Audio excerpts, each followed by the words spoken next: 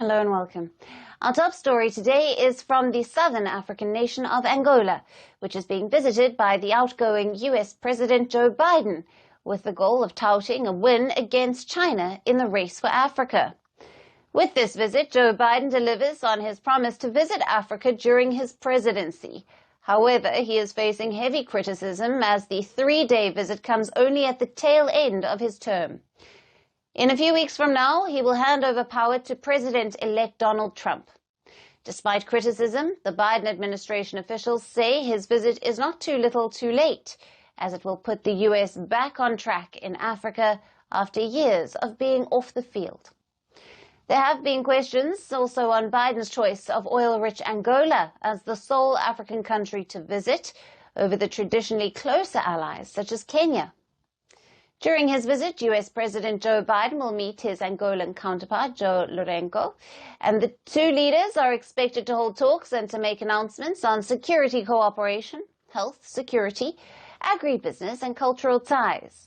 The visit by the U.S. president is aimed at highlighting the country's investments in Africa under his watch in the face of China's deepening inroads. Biden's visit marks the first time of a sitting U.S. president to sub-Saharan Africa since 2015. It is also the first time a U.S. president has visited Angola, hosting the African leaders in Washington in 2022. Biden promised to visit the continent the next year, but missed the deadline. He was scheduled to visit Angola in October of this year, but was postponed due to the devastating hurricanes that hit the U.S. Biden's visit focuses on a major U.S.-backed railway project that aims to divert critical minerals away from China. The project, which is partly funded with a U.S. loan, links the resource-rich Democratic Republic of Congo and Zambia to the Angolan port of Lobito on the Atlantic Ocean. This project will offer a fast and efficient route for exports to the West. At stake are vast supplies of minerals like copper and cobalt, and these minerals that are a key component in batteries and electronics are found in the Democratic Republic of Congo. But competition to access resources in the region has been intensifying in recent years. For now, China is the top player in the Democratic Republic of Congo. Beijing also signed an agreement with Tanzania and Zambia earlier this year to revive a rival railway line to Africa's eastern coast. China's investments and influence have far outpaced that of the U.S. under President Xi Jinping. Beijing has poured billions of dollars across Africa into infrastructure projects under the Belt and Road Initiative. This has become an increasing concern to Washington. Angola has long nurtured close ties with China and Russia, but recently it has moved closer to the West. Luanda has been clear. It says it is open for business. It wants to work with any partner that can advance their agenda to promote economic growth. So it has become an active area of geopolitical rivalry.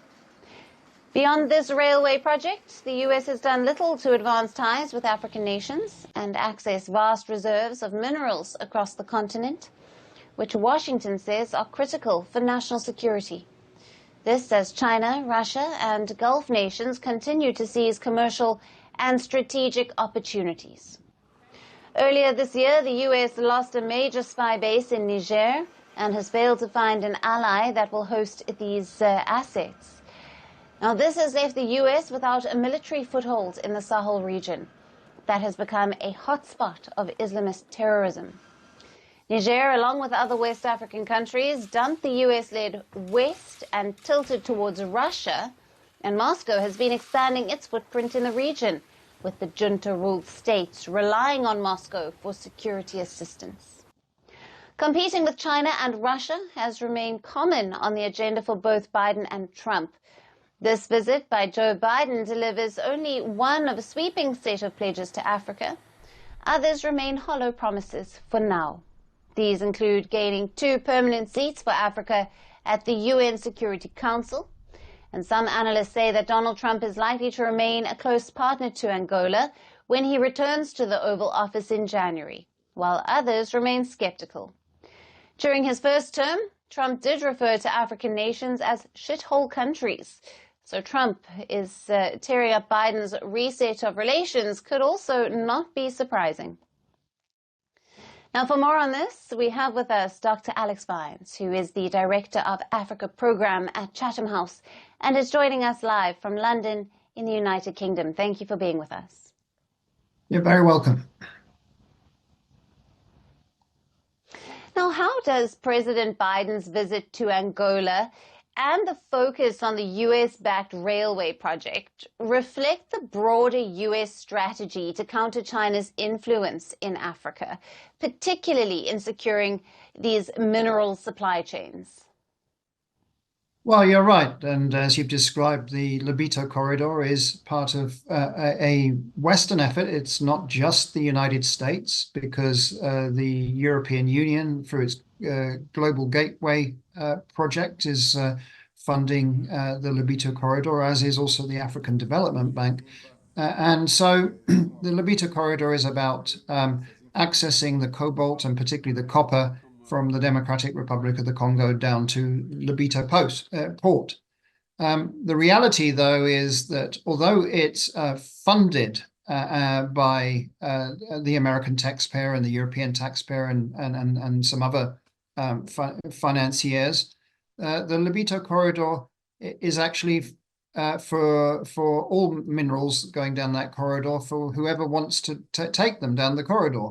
And so the beneficiaries to this investment, this uplift of this corridor, are not American companies or mining companies. They are actually Chinese and Canadian ones in the short term. The initial contract to use this particular revitalized line has gone to a Canadian and Chinese company, for example, which mines copper in the DRC.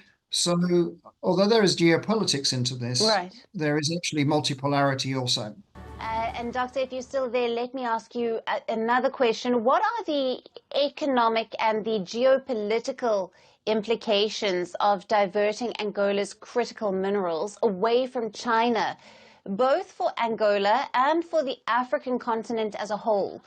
How might this move influence the regional partnerships and development? Well, the Lobito corridor is not about Angola's natural resources necessarily. It's about the Congolese ones, the DRC, and potentially if there's a branch line to Zambia and the Zambian copper belt. I think the big question isn't about diversion, because it's not.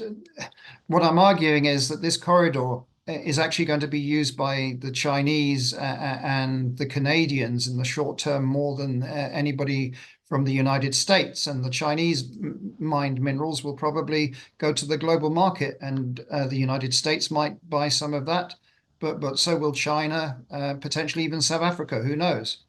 I think the biggest concern that I have about this corridor and the investment is that it is just the extraction of raw materials, and that's the point. It should be about where's the value addition, where's the smelting.